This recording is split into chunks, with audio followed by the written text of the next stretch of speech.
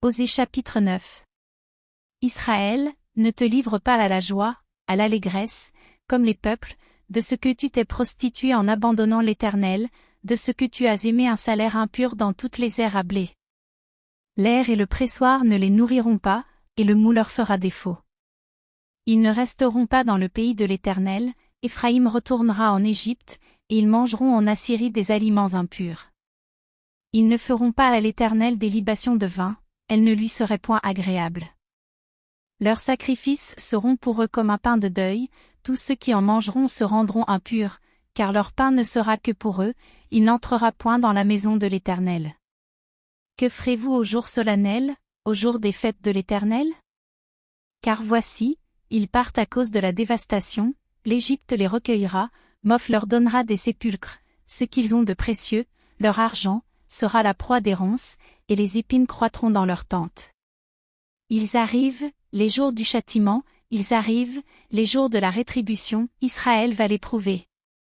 Le prophète est fou, l'homme inspiré a le délire, à cause de la grandeur de tes iniquités et de tes rébellions.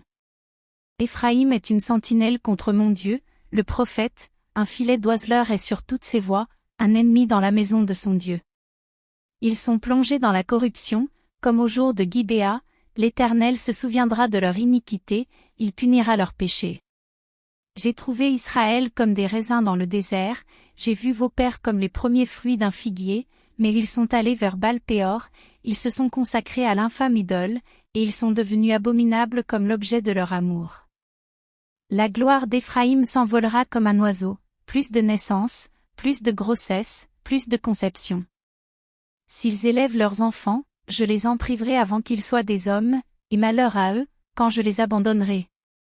Éphraïm, aussi loin que portent mes regards du côté de Tyr, est planté dans un lieu agréable, mais Éphraïm mènera ses enfants vers celui qui les tuera. Donne-leur, ô Éternel. Que leur donneras-tu? Donne-leur un sein qui avorte et des mamelles desséchées.